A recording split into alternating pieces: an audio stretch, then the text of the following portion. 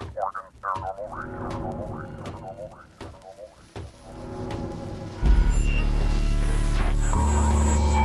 members of one family have been found shot to death in Amityville, Long Island. I see 6 bright orange color lights, and they're like almost in a diamond or triangle shape. Up in that direction, like a loud branch breaking, and then we looked, and there was this creature, and it ran down this hill, and then it disappeared. And dogs and cats living together. Mass hysteria.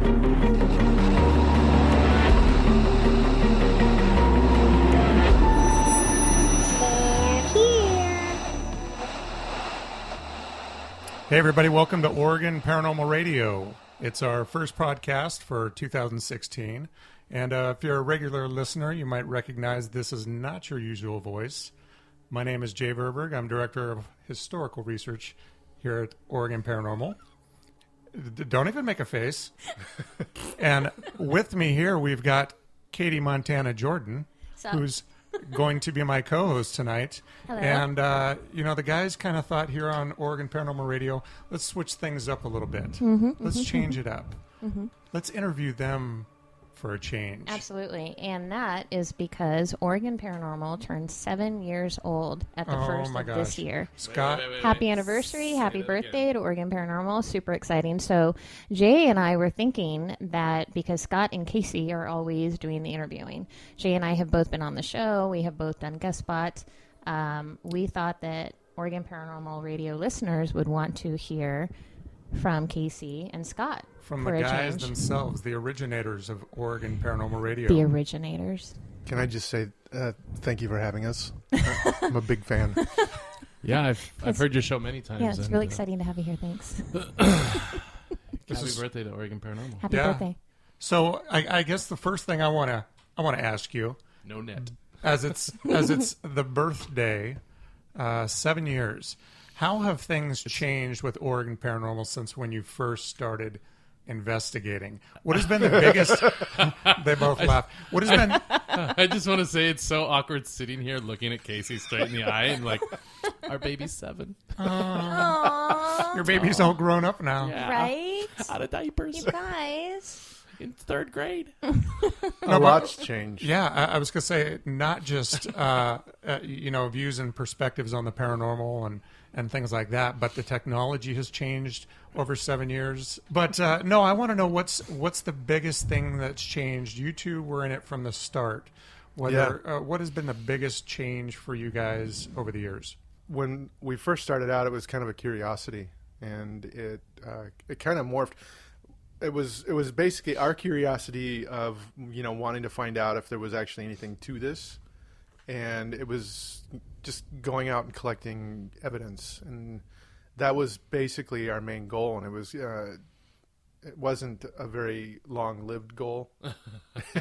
Things changed very quickly. Yeah, I think one of the things, it's not really like maybe it's just because we have a lot better understanding of it now, but we've changed. So like that maybe we don't see how the whole culture of the paranormal has changed, or maybe it's just how we see it changing, but we are definitely in a different space of, you're right, like we're looking for evidence, but we're not like going out and trying to find it for our own curiosity now. We're doing it to try and help our clients and stuff.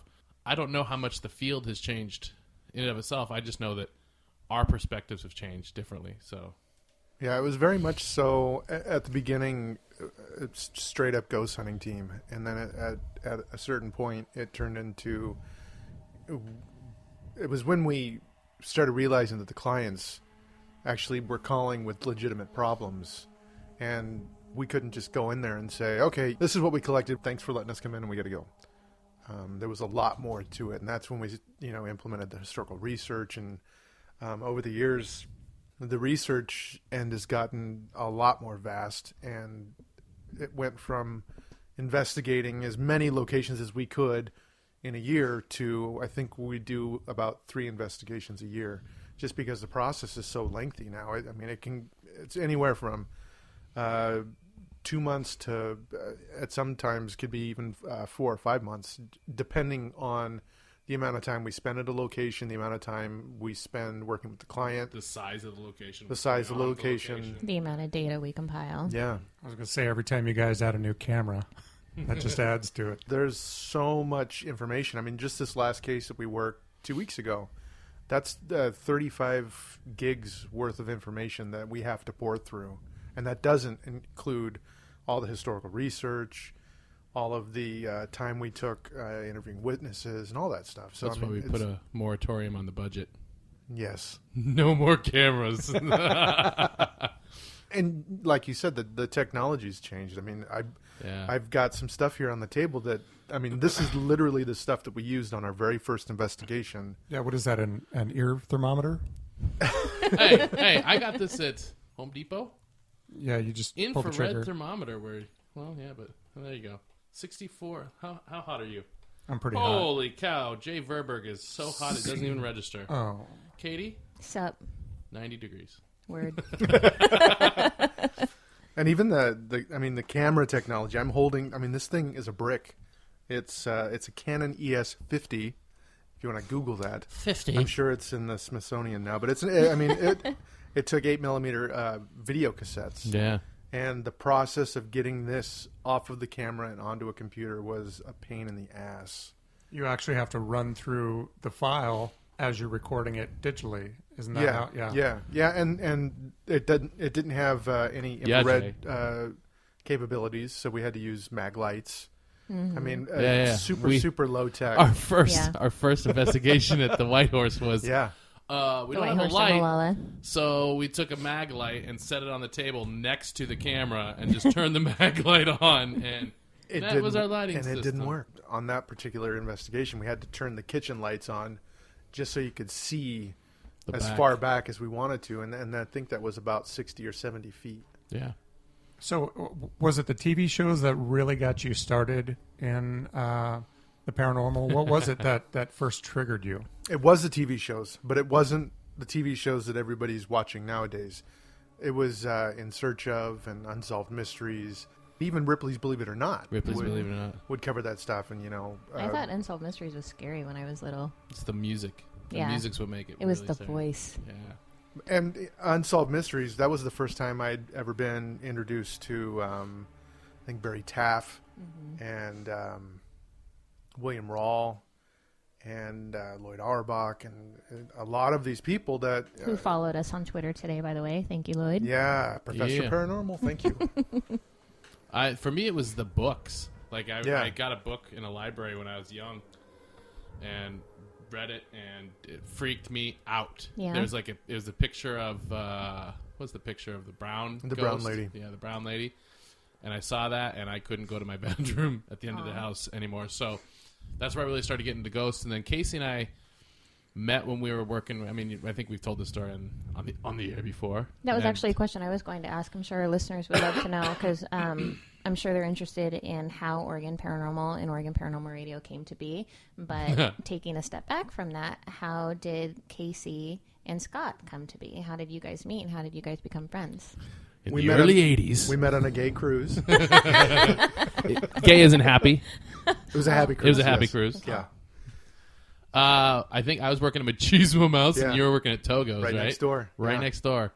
You and Jeremy. We'd have smoke breaks and we'd start, talking about, which is why I'm wheezing now. Ghost stories. Well, how did that happen? How did the ghost talk happen? Like, what's up, bro? Dude, hey, you like I ghosts? like ghosts. Oh, Yeah, dude, cool. too. Me too. That's totally cool. Let's go see if we can film one. It was never that. It actually started later when I think you were at Blockbuster and I was at Warehouse, and I'd come up and visit, and we talked about writing that screenplay. I think it was the zombie screenplay. Yeah. We were talking about that for a long time. Actually, he'd written part of it. Right. And then I actually just found the script a couple weeks ago. Yeah. Is that what's keeping the house warm now? Yeah. Did you burn it? I think it was called Just Four More. Something like that, yeah. Yeah. I remember that. Oh, my God. That's a whole episode of itself, right? And then talking about, like, the movies. We were both working at movie stores and selling stuff, and then talking about the movies. And we were in the movie industry. We were in the industry. That's right. We still are. Yeah. This is media. So, and then I still remember the moment I was watching. I think it was the Ducks bowl game, and you called me up, and we had just lost, and I was inebriated. The Civil War, right? Was it Civil? No, I think it was their bowl game because it was in January. Or was it December? I can't remember. I don't remember the date. You remember the moment, though. I remember the moment. No details because about I was the watching moment. it. I was watching it over a friend's house. moment. I was all like excited. I was like, "Yeah!" I was watching it at a friend's house, and I was like, ready for a big win. And then we lost. Right. And I was like, "God!" I was so sad. I gotta hunt ghosts now. And I was like, And Casey calls me. He's like, "Hey, we're gonna do this. We're just gonna do this. We don't need to. We've been talking about it." And then he's like, "Yeah, we're just gonna do this." Yeah. So rewind a little bit, and let's go back to the first conversation we ever had over the phone. I got a phone call from Scott. He's like, "Hey, what would you think about investigating the Harmony Inn?" I said, "Yeah, totally." And then like 4 years rolled around, and we had the conversation again.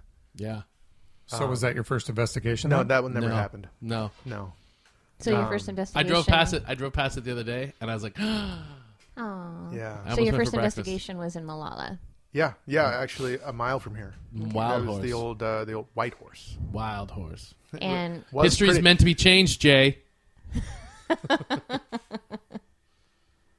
They'll change to wild stallions. Remember when we investigated the wild stallions? It was crazy. It was awesome. The Italian stallion.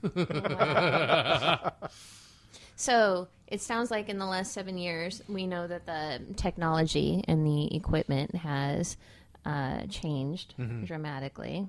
It's gotten more techy, more advancey. I'm not a tech person. Like, Higher gigabits and Ethernets. I don't get any of it. I actually think those are true. Yeah. So we know that within the last 7 years, being paranormal researchers in the field, what that has looked like in terms of technological change and technological advancement. But as paranormal researchers, Scott and Casey, how has your vision of ghosts or the afterlife changed since you started 7 years ago? Have you had any experiences, any wow moments, any aha moments that have allowed you to change your perspective from 7 years ago until now? Well, now I hate Casey. That's how it is. Yeah. Right? That's one of the main aha Seriously. moments. He like won't go Can away. we cut? Can we? I'm done. I'm out. About Happy time. anniversary. Hate you. Valentine's Day. Oh, my God. Ladies and gentlemen, we'll be right back after this commercial break. Experiencing technical difficulties. I'm sorry. What was the question? Damn it! You never listened I to think. Let me answer this one. Go for it. So, I think we've both had our aha moments, and I think one of the big pieces is that we have also changed because of the moments we've had. We've also changed the reasoning why we got into this. We have not the reasoning why we got into this, but we have changed why we continue to do this. Right. And I mean, I think I could probably speak for you. The house in Eagle Creek is your aha moment.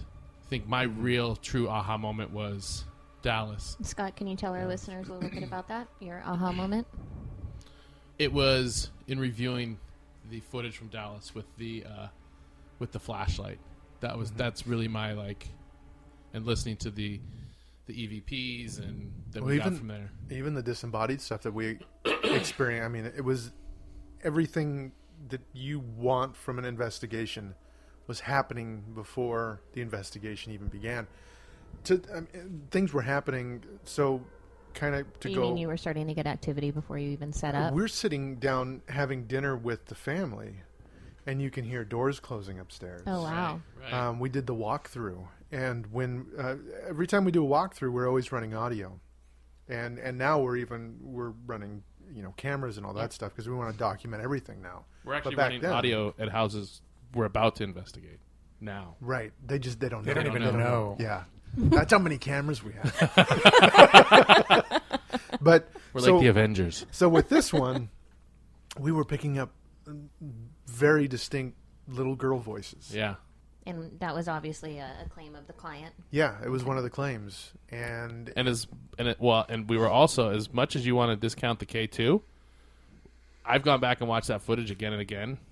It seems like there's some kind of intelligent communication now. Obviously, we don't know if somebody's pushing something somewhere, but in and of itself, that would not be enough. But with all the other evidence, with everything else, yeah, it seems like there was footsteps upstairs. I mean, the footsteps upstairs. I mean, that was like the footsteps upstairs with the concurrent EVP. Right. Like, that was for me, that in that moment, that was like. And to clarify, these were footsteps that we heard audibly. in real time. In real time, yeah. We raced up there. Yeah. And there was in that space where we heard it from downstairs. I mean, I was there. I was standing with Tristan Right. and Aaron, and there was zero question that there was somebody upstairs. Right. And they walked right here. And when we went up there, it was a storage room. There was no physical way for a human being to walk on that area. Like, it was a storage room that was packed with stuff. There was just a little trail, like a little pathway somebody like made to get into stuff. I remember the layout of that house. It's clear as day. Burned into my brain. Yeah. And there was no way that somebody could walk where we heard those footsteps. Wow. And the clients left us with the house, so everybody gone. on our And nobody team was 100% accountable. accounted for. We were in Yeah. the van. It was freezing in your van. Yeah. In the driveway. And that's what's fascinating for other fellow paranormal researchers that are listening, or neophyte researchers or enthusiasts. If we have what Scott's talking about right now, collaborating evidence, we've got 2 or 3 different areas, different avenues of claim of evidence. So something audio, something visual, and then a personal experience. That is huge, and that is a goal that paranormal researchers have. That was the moment, at least for me. I think also the Eagle Creek was definitely. So was Yeah. that your aha moment, Eagle Creek? Can you tell us about that? Unfortunately. Aha moment for Casey. Yeah, documented on film. But so when we're talking about this case, it was weird from the get-go. We were so new still to, with Oregon Paranormal and operating as an organized group, that we were taking on every case that would come across the desk. We didn't have the vetting process that we have now. We never actually did meet the owner of the house, did we? Right. So it started with phone calls from the owner. And we did the walkthrough with the owner's brother. And then the owner's brother let us in to actually do the investigation. Did the owner not want to be present, or were The they? owner- He was out of incapacitated at the time. Okay. Yeah, we'll leave it at that. Yeah. So then who asked So- you to come out and investigate this location? The owner. The owner. The owner, okay. Yeah, and then the responsibility fell on the brother after the owner became incapacitated. Yeah. So there were hundreds of red flags, but we wanted to get out there. We wanted to experience stuff, and we wanted to gain experience, setting up equipment and running the equipment and, working an investigation. And at the time, that was to where we were located fairly close. Yeah, it was that very was like, close. Oh, Eagle Creek, that's Yeah, not too it's far. about a 35, 40-minute drive east of here. And so we had everything set up, and we'd been investigating there for probably about 6 or 7 hours at this point. And we... And the building was not very big. No, it was maybe, one what, bedroom 800 and square feet, maybe. Yeah, one bedroom and a bathroom and a dining room and a living room and a kitchen. Yeah. And It was just a box, big box. we got to a point at during the investigation where, Scott and I kind of started bantering back and forth, and we've found over the years that when that happens, that's when we've gotten some of our best evidence. And so we started talking about the people that called us in and the dynamic between them. And I think I may have said something that they didn't agree with, but all I remember is I was standing in it was in between the kitchen and the hallway, and the next thing I know, I'm leaning up against the threshold to the hallway, and what I remember is hearing these distinct footsteps, and it wasn't just walking towards me; it was a full-on charge. It was a sprint. And what was weird is this hallway is only 6, 7, 8 feet, 5 maybe. steps. Yeah. But the interesting part was we had a K2 meter, we had the Mel meter at the time, and we actually had the Mel meter recording. And a lot of paranormal investigators that use the Mel meter don't realize that the Mel meter has a record function. There's no way to get that data off the meter, but you can actually go back and look at that information. So when this event happened, I can hear the footsteps. I can feel the footsteps on the carpet. And all of a sudden it was this intense blast of warmth and then instant chills. And you can see it on the data. You see the temperature went up about 10 degrees and then it dropped about 5 or 6 degrees. And it all correlated with every piece of equipment that we were running. We were able to capture all the audio of the footsteps. We were able to capture me freaking out on camera. It wasn't a dude run moment, but it was like Well, there was nowhere to run. There was Right. nowhere to run. Right. And That small. and whatever.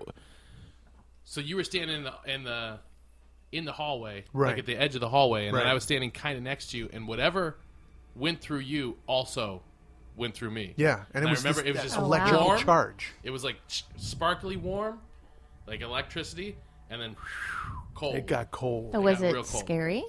It was startling. It was because we let our guard surprising. down. Yeah. Yeah. And at that point in our career with Oregon Paranormal, we hadn't experienced anything that intense yet. There was a lot. I mean, I still always go to, well, maybe not, because there was a lot of stuff going on with that house and a lot of stuff going on with.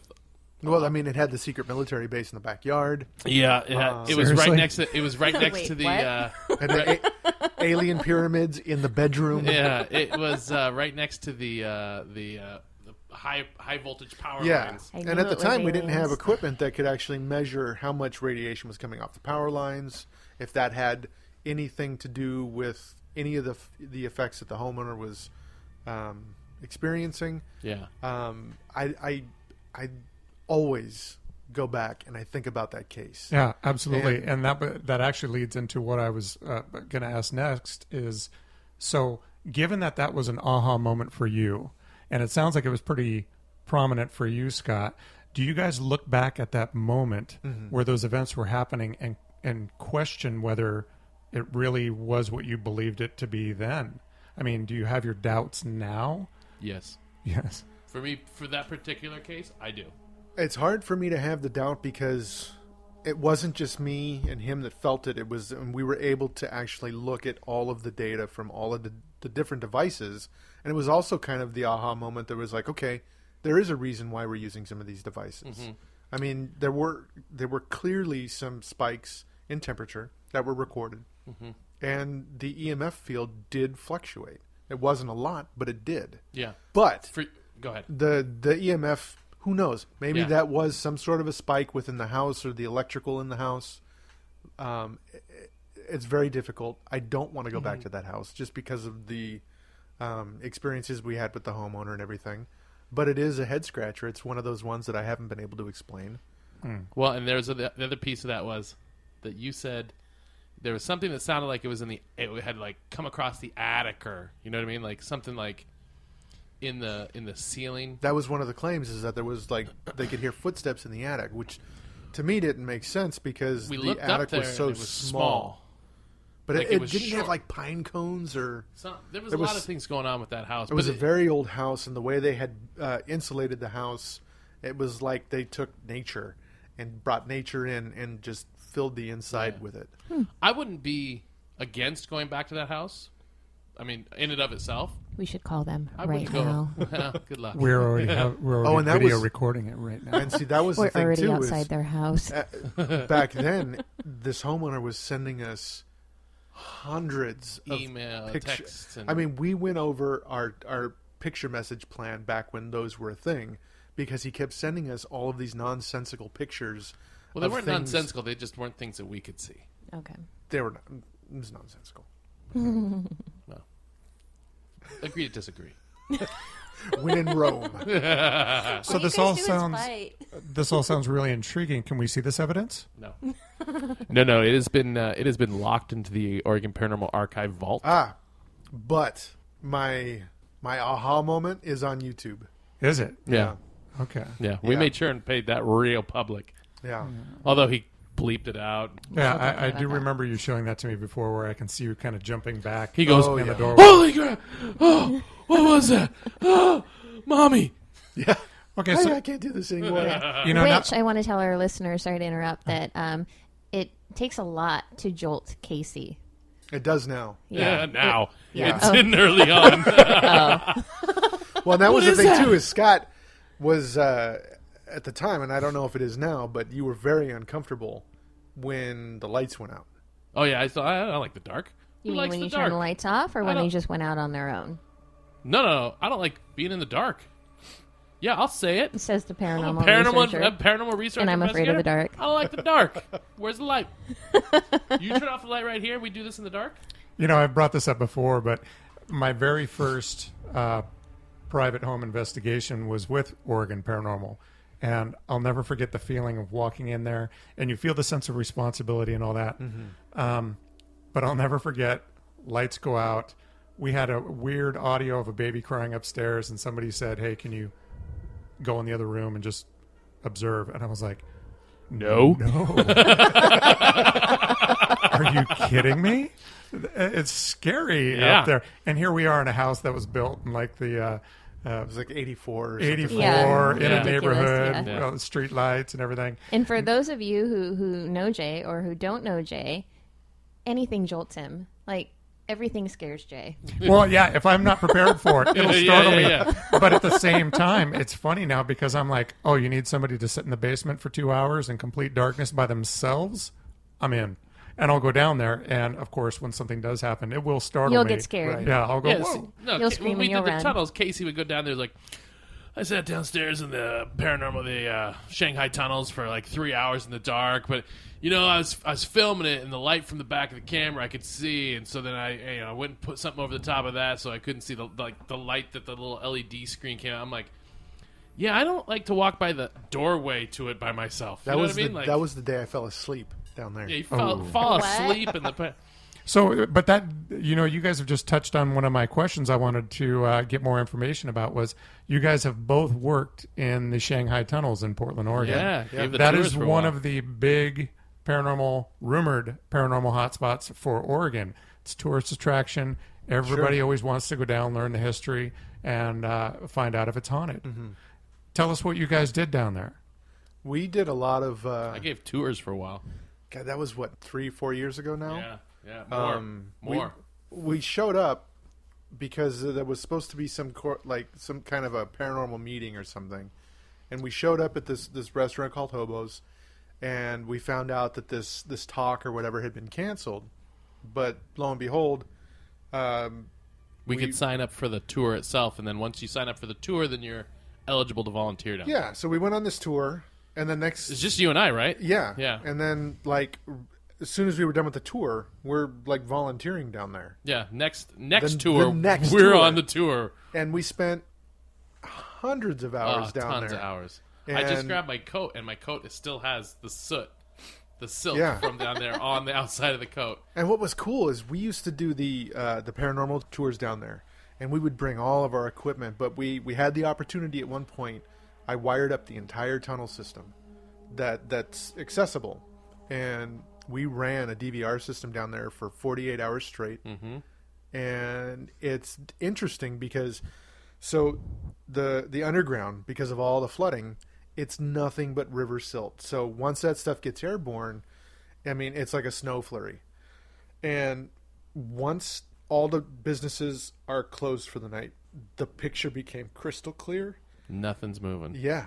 It's the only way you can do any kind of accurate investigating down there. Yeah. Is not to be down there. Yeah, there's so much contamination when it comes to audio because you've got You can hear right upstairs. Yeah, you've got the boiler room, you've got Old Town Pizza, you've got Hobo's, and then you've got the police station, the traffic, the And partiers. the really only time they open it up for us was, I can think it was Thursday and then Friday, Saturday. So late when it's busy. Right when it's and that's a very, very hot spot in Portland. And you've got the karaoke nights, which is even doing a Monday, tour I down think, there. yeah. I mean, the tour guide had. I mean, there were a couple I was times having where to you're in the deadfall room scream, man. and you're just Yeah. screaming over the karaoke. So at this point, they would bring the potential Shanghai-E. They never use that word. That's my word. Victim. And Victim. they would do this. And then the dummy falls out. And, yeah, people scream, but like That was my nobody can favorite hear it part of the tour. you got the dude upstairs singing like, I got knocked down and I got up again. Get me down. You're just like, so what? You gotta understand. This is 1860. we really liked the tour, but we couldn't hear. Yeah, So how much time did you guys spend down in the tunnels? hundreds of hours. Yeah. If not thousands. We were there. We spent. I think I probably volunteered for a year and a half down there. Oh, And- I remember doing taxes one year and Yeah. just amount of claiming all the parking. parking. Yeah. I ended up getting like $204 back. Yeah. Oh wow! So you guys are very familiar with the Shanghai tunnels. Oh, absolutely.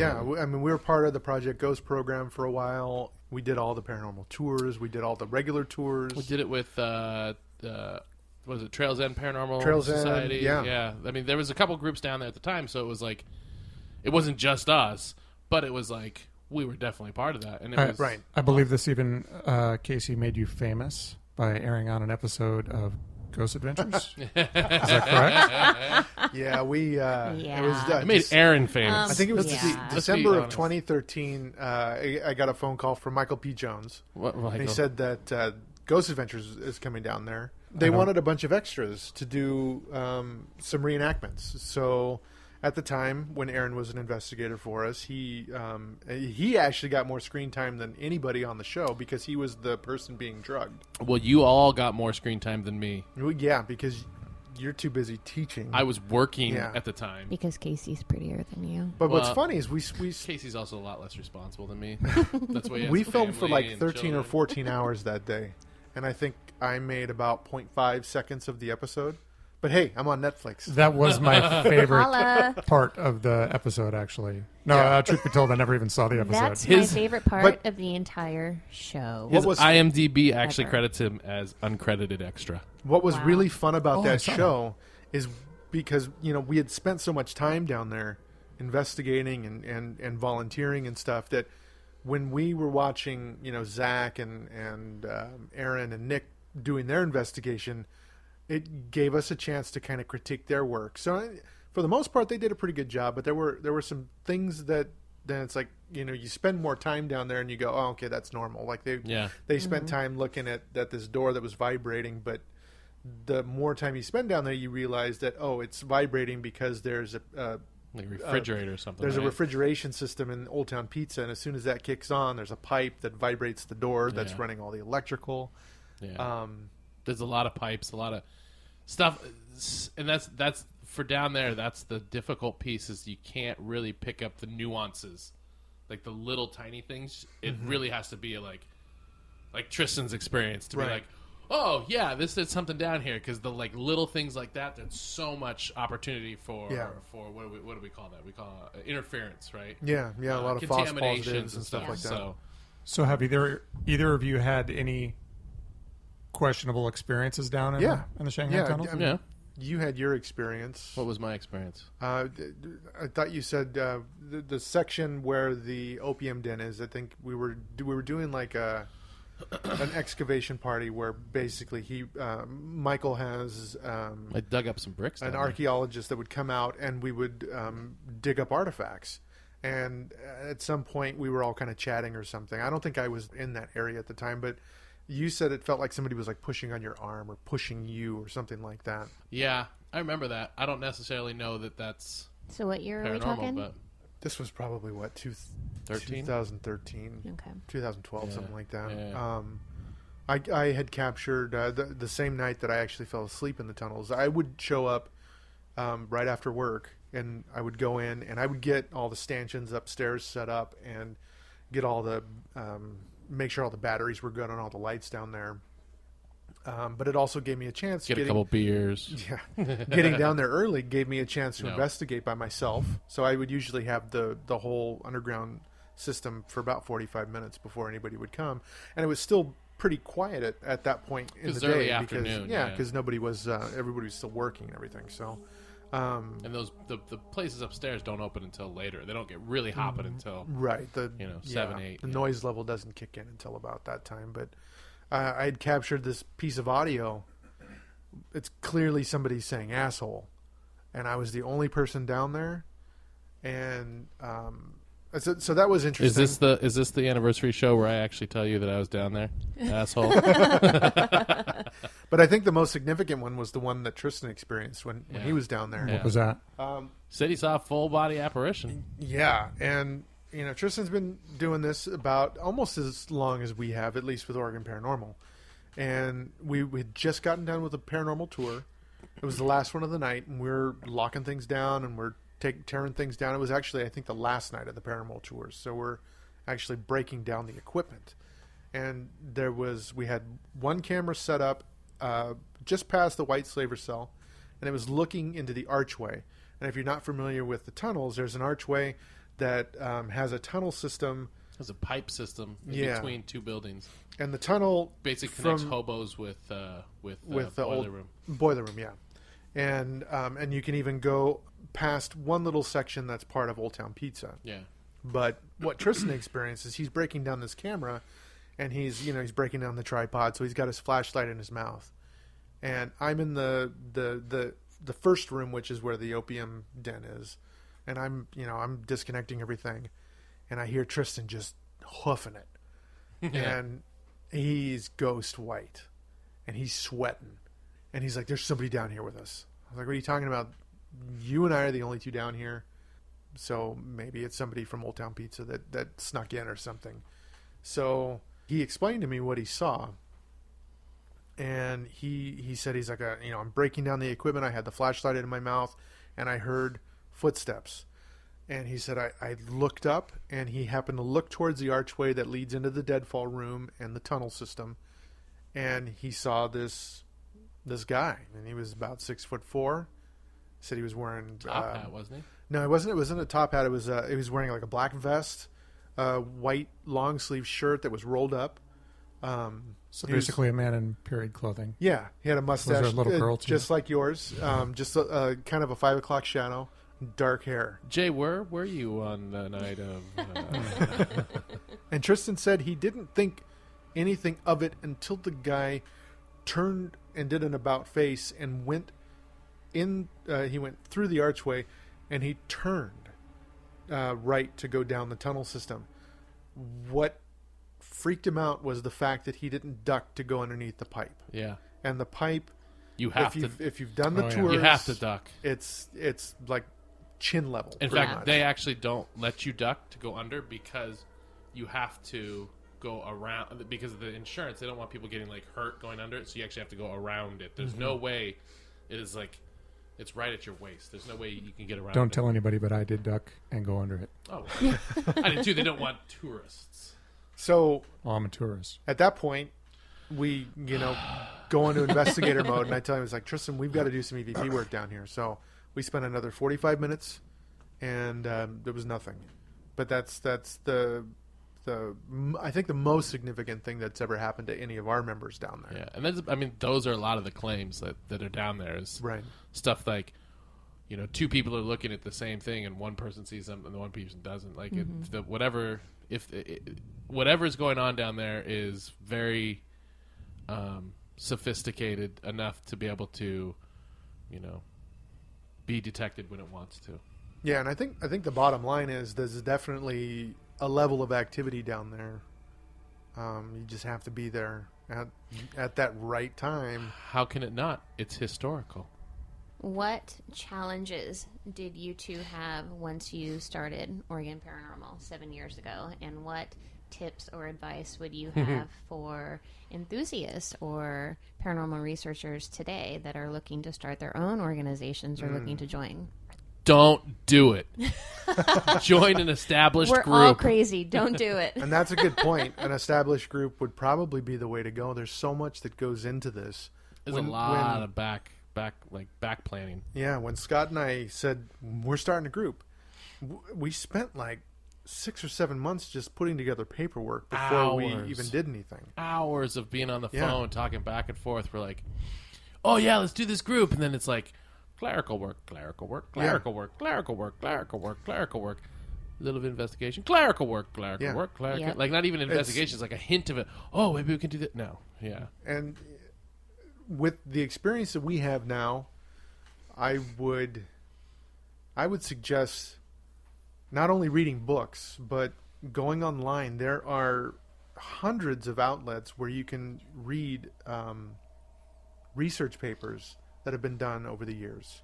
That sounds boring. We want to get nobody into wants Find the to do Ghost that. right now. I was just about That's to say what the we same wanna thing. do. Like, Right. like all you of just us ask, know like how to read, enthusiasts, okay? and they're like, you could read these academic articles, and they're like, no, I just bought this recorder. I want to go see what works and see some ghosts and stuff, right? Like, so I would go absolutely the opposite direction and say, yes, as you get more experienced, absolutely do your research, but before that, jump in. Go to there's the Oregon Ghost Conference is coming up in April in April Seaside. 1st through 3rd, Seaside Convention Center. There's the what is it the Port Gamble Ghost Conference. There's In all October, kinds of stuff going on.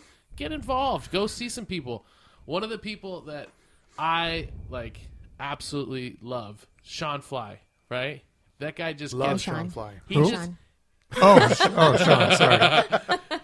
I mean, he just gets into it. Sean's been around for 4 years, 5 years, as long as I mean, he's been around forever. He to making his own tech, doing this stuff, right? Yeah. With his previous group, I met him in Virginia City and did an investigation with him there. He's just Sean is passionate about wonderful. it. You just He's gotta love it. Good friend and a wonderful colleague, and so Casey, you're saying just doing as much research as possible from your own end and educating I think, yourself. but on that note, that makes Sean a competitor now. We need to crush him. We need to bring Sean? him to his knees. Sean, Do your we're trying. research. Do not call us. Yeah.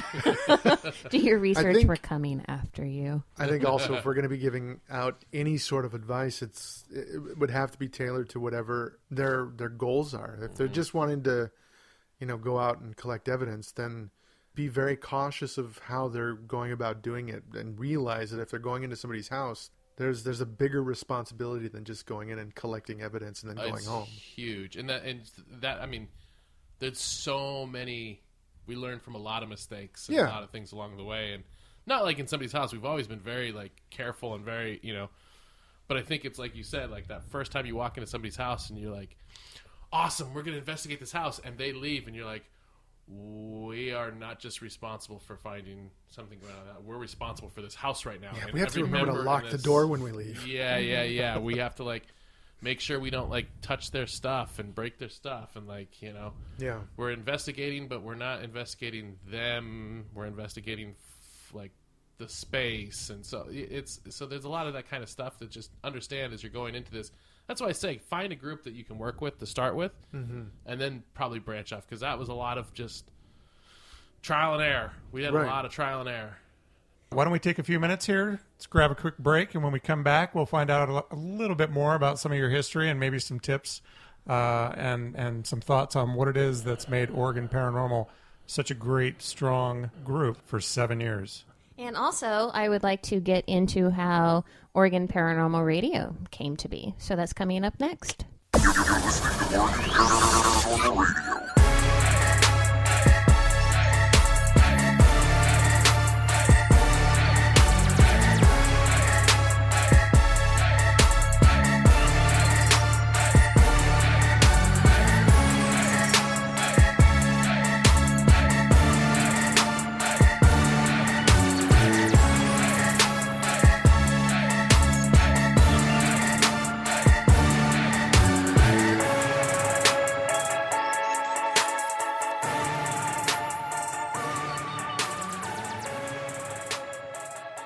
Welcome back for those of you who are joining us. I am Katie Montana Jordan, and I am joined by Jay Verburg.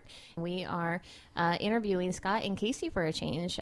For those of you who are familiar with Oregon Paranormal Radio, Scott and Casey are co-hosts, and they are always interviewing us and other guests. And Oregon Paranormal just turned 7 at the first of the year. So happy birthday and happy anniversary. It's a huge deal. Yeah, they now have to pay full price for our ticket. Yeah, right? Finally out of diapers. Finally out of Absolutely. diapers, boys and girls. This is amazing. But So we're only occasionally.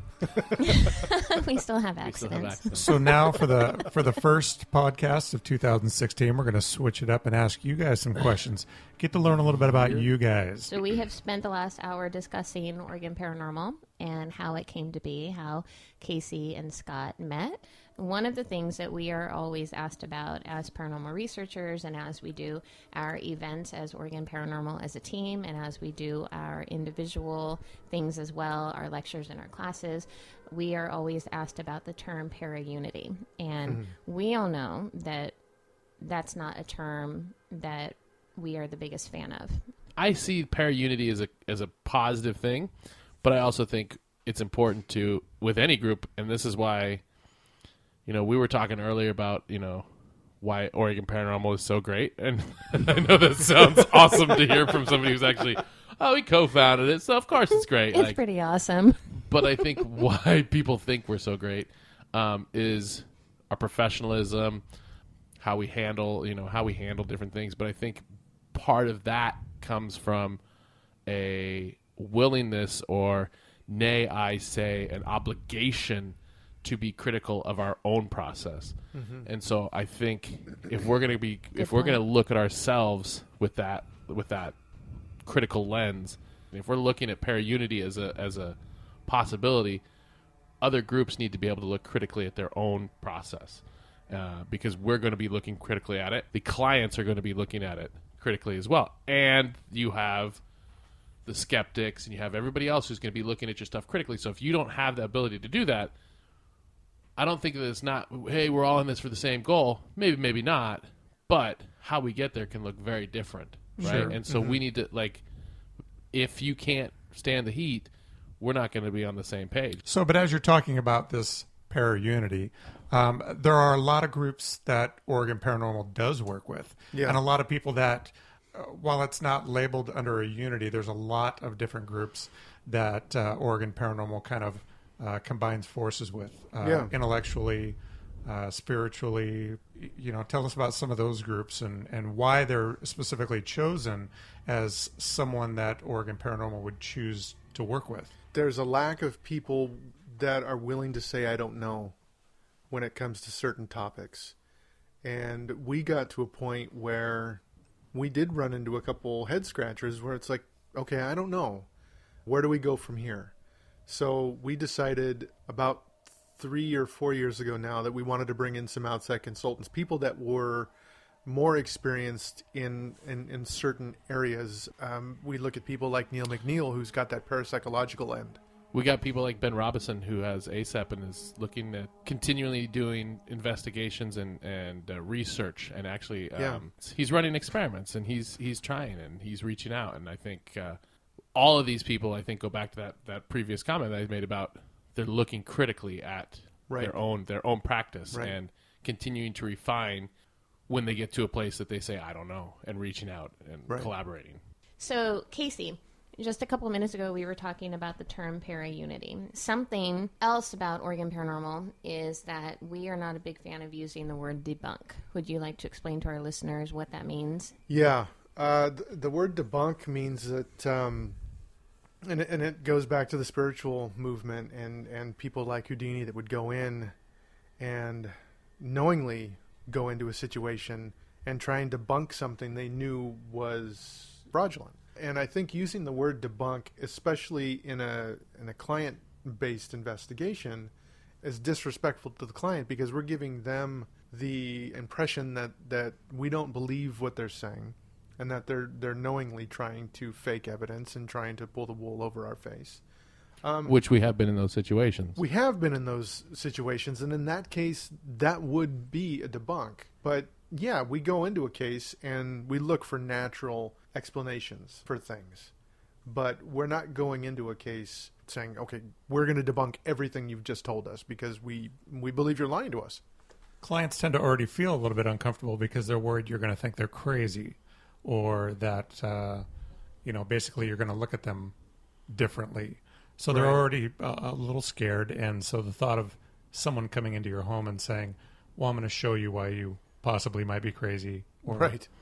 Well, and these are people who usually have exhausted all their other resources. Right? It's a very personal... Not only do they don't want somebody coming in and think they're crazy, you're right, personal, but they're like, I don't know what to do. Like, I'm a pretty intelligent person. Most of the people we've worked with have been pretty intelligent. I mean, we've worked with a lot of really, like, legitimate, intelligent, like, hey, listen, got no idea, like, what's going on here. I think of, like even when a lot of times when we'll go into a place, it'll be one person experiences something and the other person doesn't, right? Like a husband experiences something, wife doesn't. Wife experiences something, husband doesn't. If you're experiencing that and you have your partner saying, you know, I got nothing, I'm not seeing any of this, you tend to feel more and more like crazy or non-legitimate. And so no one's got your back. And we come in and say, we're going to prove you wrong. This is why you're not experiencing this stuff. They're like, it doesn't help them when we leave and say, oh, it's this or this or this. And they're like, well, but I'm still experiencing it. Yeah, and I'm still not comfortable in we're my own home. And we're talking about topics that we've seen cause rifts within a marriage.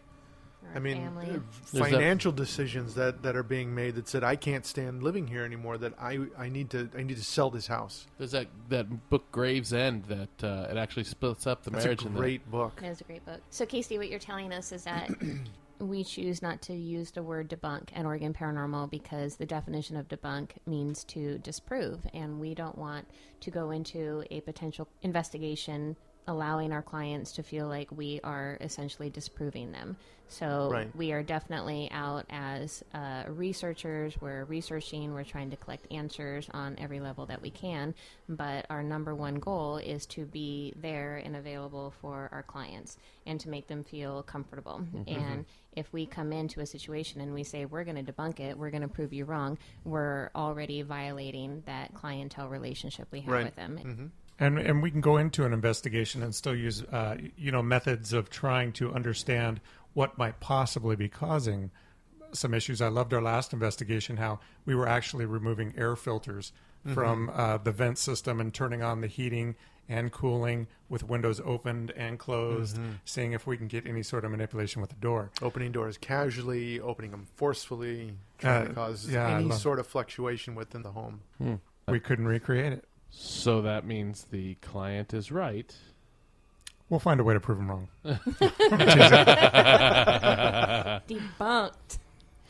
Well, and there's so many other variables we don't know, so many circumstances, but it definitely lends credibility to this person's fear that something is happening. Well, and that's the thing too. We don't spend as much time as they do in their own home. I mean, we go in there for a small little window, and they're there 7 days a week. And they've got all of these potential moments where something can happen, and we've got that 6-hour window. I think it's also like if you're used to experiencing it, all the time when you're there. Right. We know, like, one of the things if you start to look at something, you start to put your attention on something, that thing is now going to react to your attention being put on it, right? In some way, shape, or form. If you're living in that house, you're putting your attention on that constantly, right? We're coming in and we don't even know what to put our attention on. We're like, oh, where are we going? Oh, it's here. This is what I heard. We don't catch the subtleties of whatever can be going on there to put our attention on it sometimes, because we don't have the firsthand experience of having been there that whole time. So, well, and that's a nice part of our new forms that we've been using for when we go in and do a big in-depth interview. I mean, it's a 7-page form. And some of the questions zero in on specific areas where the activity occurs. We're asking all sorts of personal questions, psychological questions, medical questions, what kind of prescription drugs, if any, is there drug abuse, alcohol abuse. It's all designed to help build a story and kind of give us kind of a visual of what we're going into. So Oregon Paranormal, 7 years. And investigations, private homes, historical locations, haunted hotspots, all that sort of stuff. Why the hell would you guys want to do a podcast? What made you guys decide, hey, you know what? Let's sit down. Let's do some audio. Let's put it out for the world to listen to. Yeah, totally. How did Oregon Paranormal Radio come to be? Well, Sci-Fi Channel turned us down. Yeah, it turns out they're not doing reasonably. Radio. Yeah, we. I don't know. How did we start doing this? I think it was born out of this idea of not everybody's sharing right? Like out of this Yeah. whole, like, it kind of came from like a para-unity, like this is what we think, this is what we well, actually going back now that I remember, we did the webisode. Yeah. Oh, I haven't seen that. I'm going to have to look that one up. I don't know not if it's up available anymore. Yeah. Casey's not too happy. I thought it was a pretty good job. It's, it's fine for what it is. This is a great means to share information, though, with people. And not just with Oregon Paranormal, not just with, you guys and all of us together, but also some of the greatest researchers and thinkers within the paranormal community. You guys have talked with Lloyd Auerbach. Who were some of the other guests that you've talked with? Robert Murch, talked to Cole Strickland. Yeah, we had Tyler Feddersen on from Dead Time. Tyler Feddersen, and we had Katie Montana Jordan, and And Jason Verburg. Jay Who? Verburg. No, Jay Verburg. Jay Verburg. Yeah.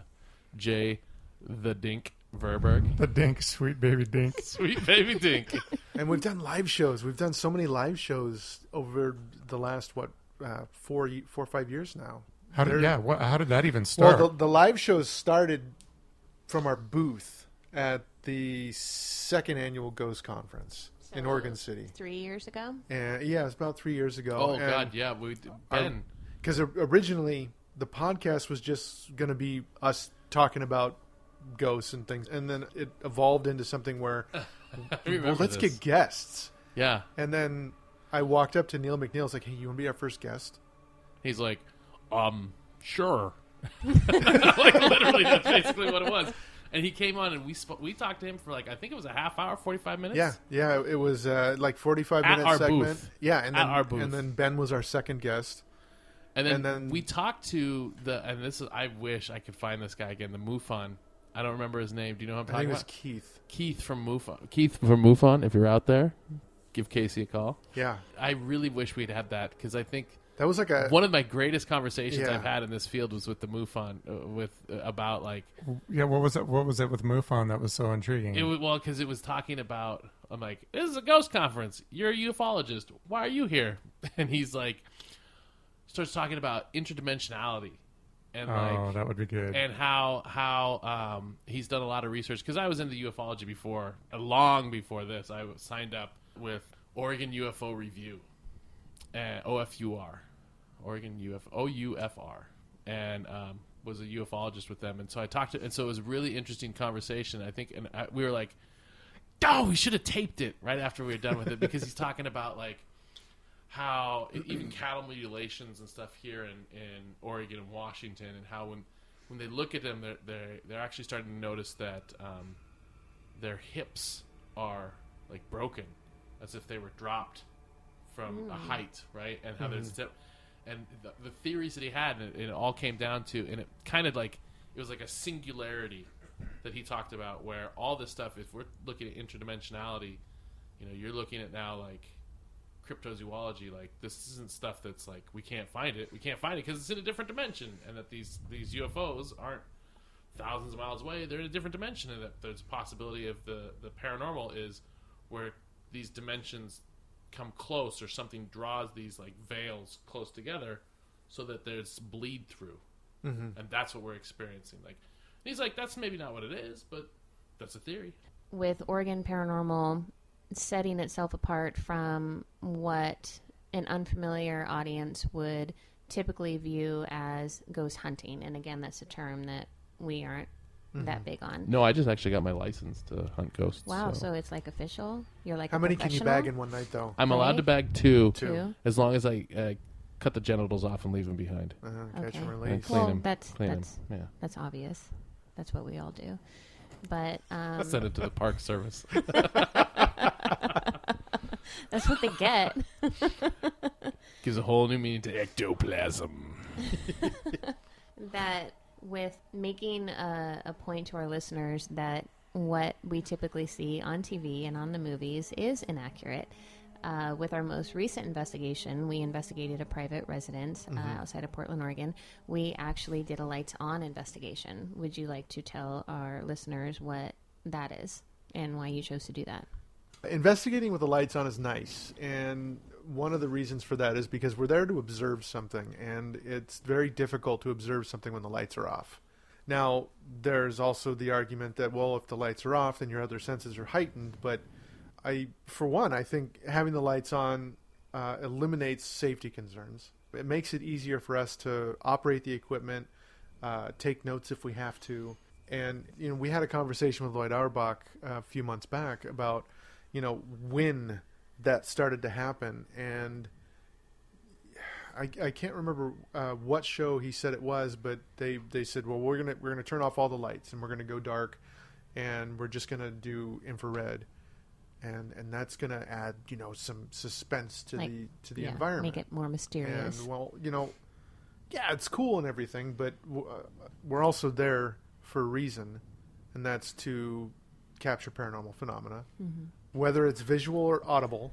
We want to make sure that we're capturing it with the nicest setup that we've got, and we're using cameras that are high definition, and we lose some of that definition when the lights go out.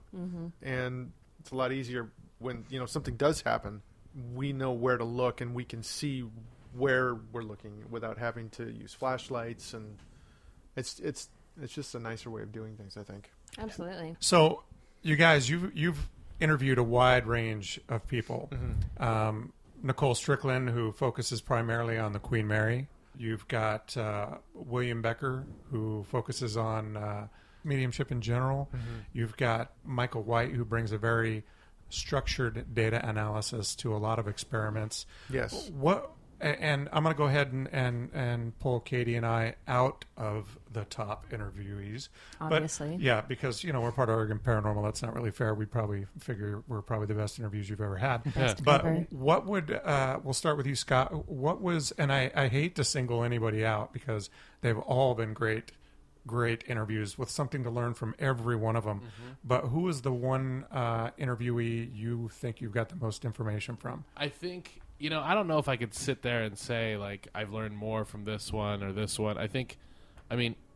Or even just changed your opinion on something or opened your mind to something that you hadn't really thought about before. Well, I think that means going back. I clearly recall having our conversation with Neil McNeil, right? But I clearly recall our conversation with, like, Lloyd Auerbach and Robert Murr, and you and you and like when I say you and you, I mean Katie, I mean Jay, and like our interview with Ben and our interview so every one of these I've there's not one person I could point out, but the one with Neil was the one where I felt pushed in a way to think about things in a different light, and I think because of that.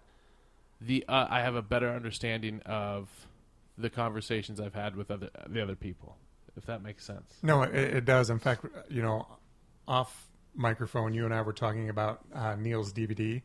It's only maybe about a half hour long. Dark and Stormy Nights, available at neilmcneil.com, I think. I believe so.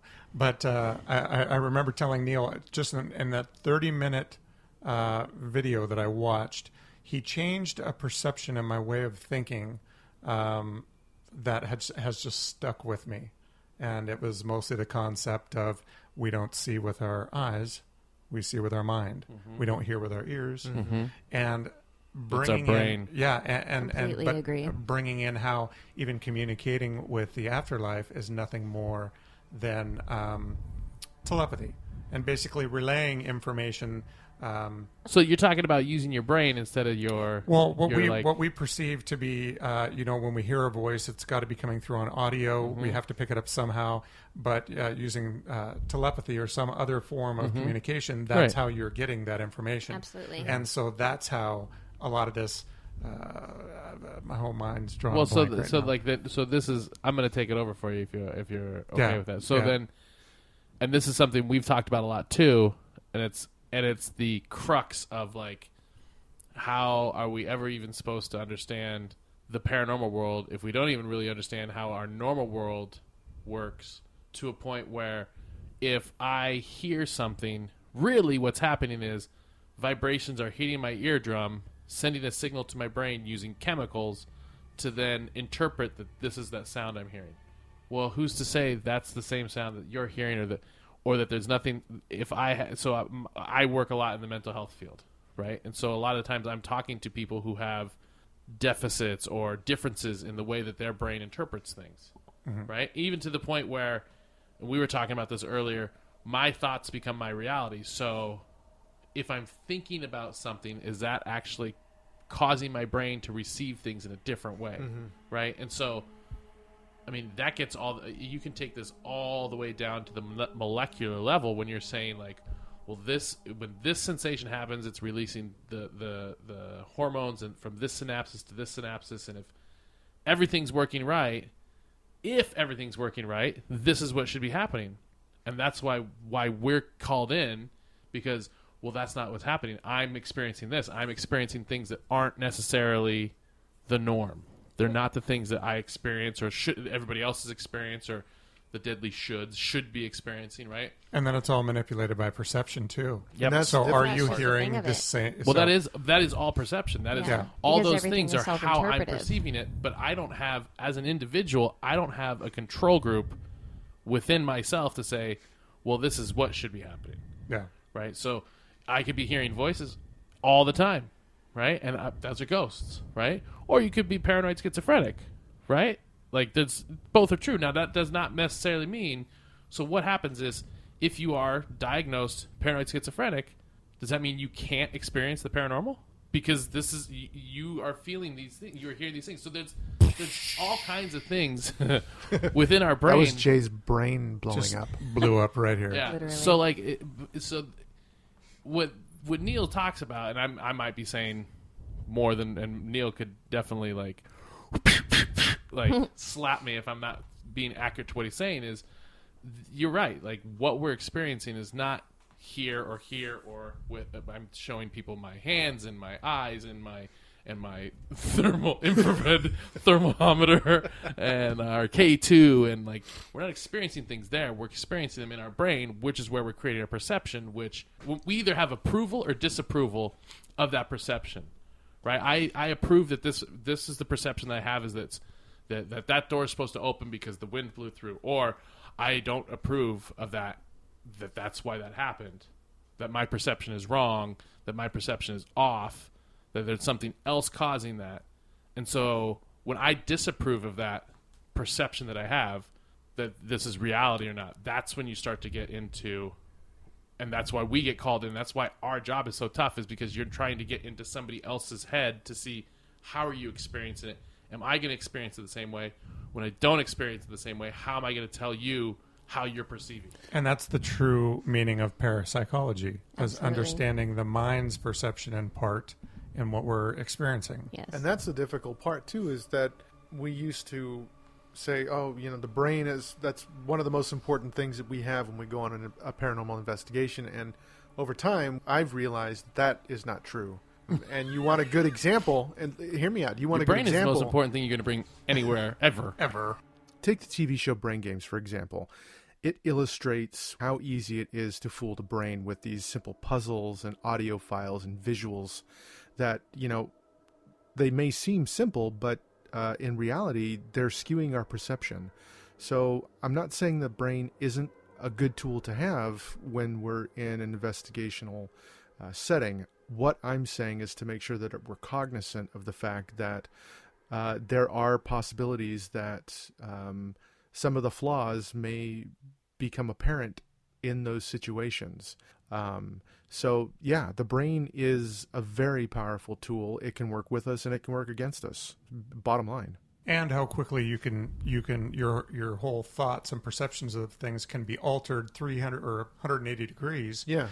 Because one minute you'll see something that you can't explain, and then all of a sudden your whole mindset has shifted. Right. And so now you're focusing on the possibility rather than... Right.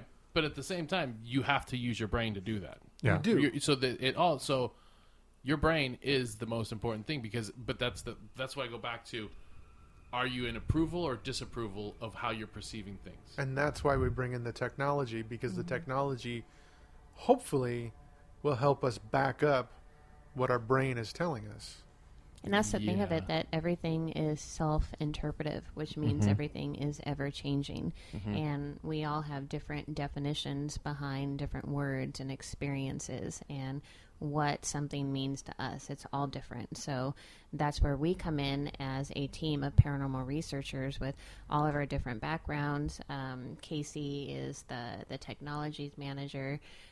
Scott has his counseling background, and Jay is the director of historical research, and I am the occult specialist. We all come in with our different areas and different concepts and different perspectives, and together as a team, we try to look at everything from every level, from every perspective, from what might be happening biologically or physiologically, emotionally, spiritually, from a religious point of view. Different cultural backgrounds. Absolutely, it's everything, and that's what legitimate paranormal researching is about, being as broad and skeptical as possible, but still maintaining a very open and unbiased perspective. And because everything is self-interpretive, everything means something different to somebody else.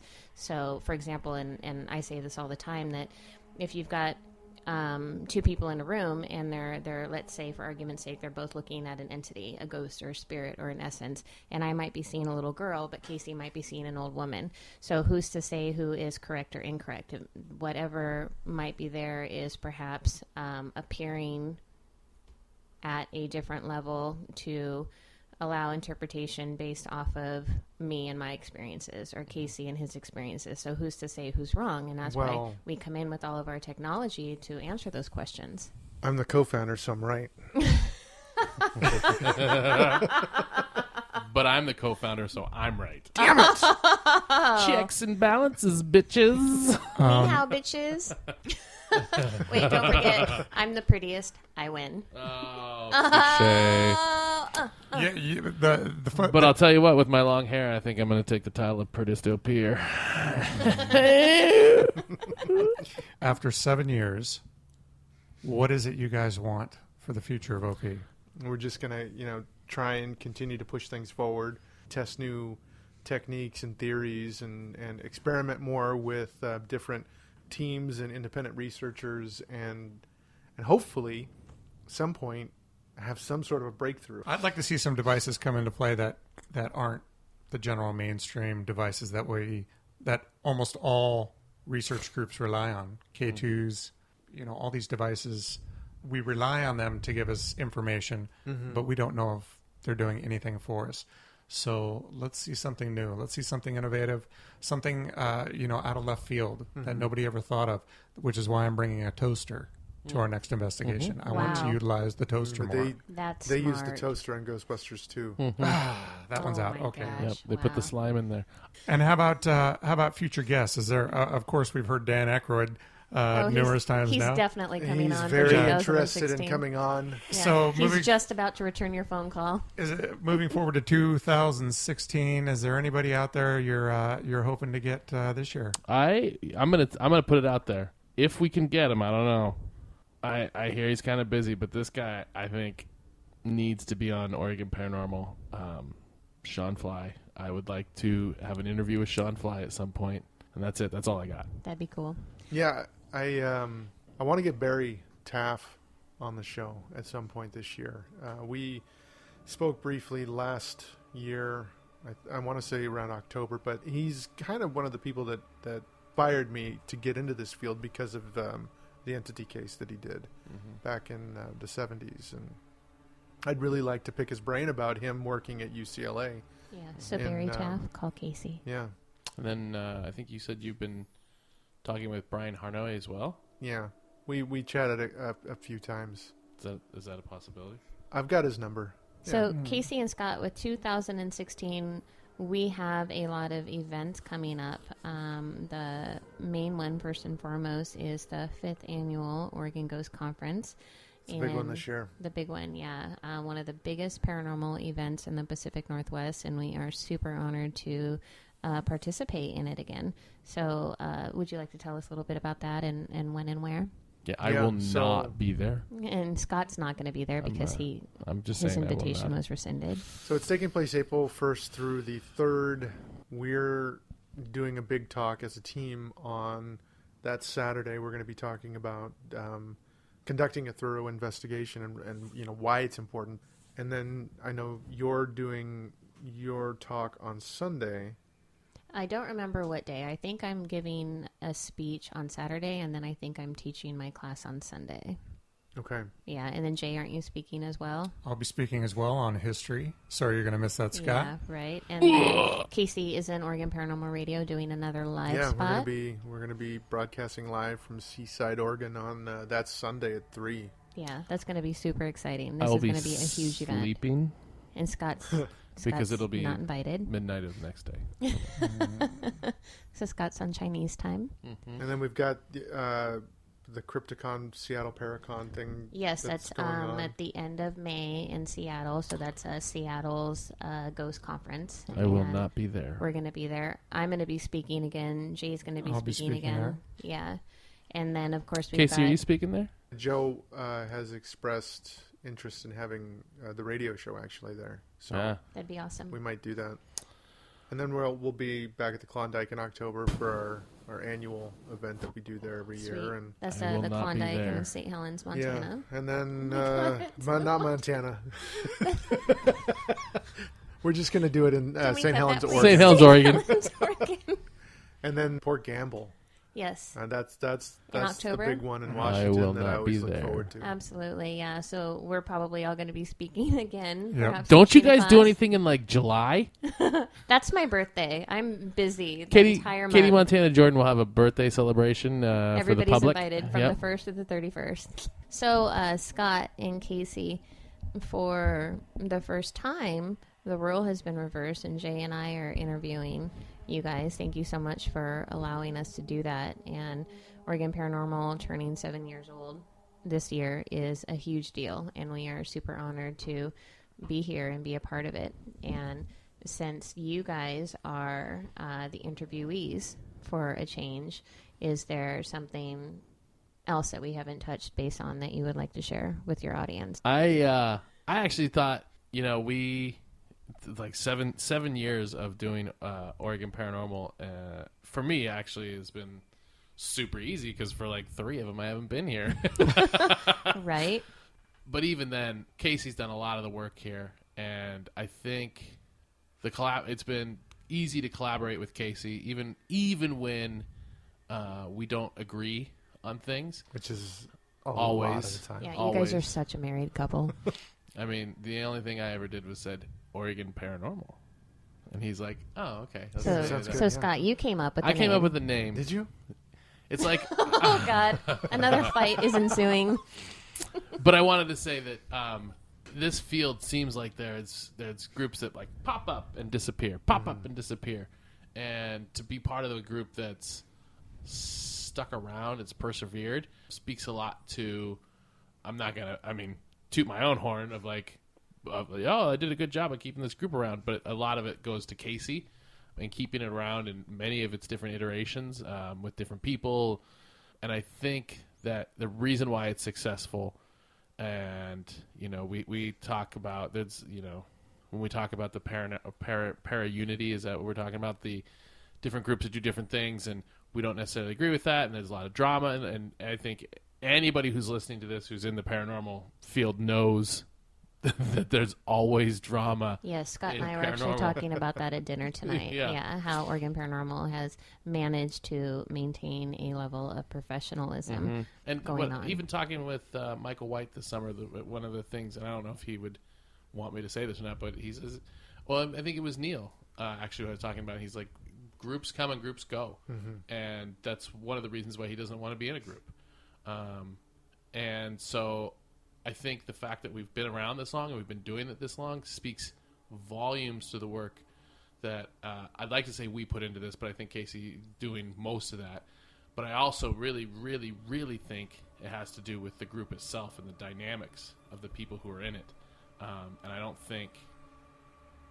think we could have been here where we are now if we didn't have, Jay, Katie, Tristan, We've had Aaron in the past. We had Heather. We had Chad, Ben, Nicole. I mean, we've had some really good people coming through here, and we've worked with some amazing people. So I don't think that we could be at this place right now if it wasn't for all these people putting in the time and effort and the sweat equity that it takes to make a group that's hardworking, but also as professional as it is, as it's an honor to be around for this long. We aren't just one of those flash in the pan paranormal groups, ghost hunting groups, or whatever. Like this is actually a very serious group. Yeah. So we really, You're welcome. I know that I'm speaking for Casey on this, but I really appreciate. Well, one thing I do want to point out is one of the things you guys have structured so well here is the fact that you were in frickin' China for 3 years. And if, Two And, years. Let's point that out. Scott should you choose is to never come back, around. this group may fall apart. Okay, I just want to point that out. Well, I came back for 1 year, and Wait, I had to what? reintroduce myself to hi, Pete Right. Dorby. My name's Scott Riedel. I'm actually a co-founder. Never heard of New you. York. Yeah. You heard Oregon Paranormal? Oh yeah, Casey. I'm like Security. Yeah. No, man. I'm with the band. You're just the drummer. Just the drummer. But yeah, Scott and Casey, you boys have done such a stand-up, top-notch job of starting up a group that has, in time after 7 years, proven itself to be successful and legitimate. And what Scott just said, to toot my own horn for a minute, to float our own boat, the amount of feedback that we get, I can say from a personal perspective how proud I am to be a part of an organization that tends to set itself apart from other groups and from other teams with our methods and our mechanics. And granted, we have been, Oregon Paranormal has been around for 7 years, but we want to be around for a long time, so we still have so much more to learn. And At least 8.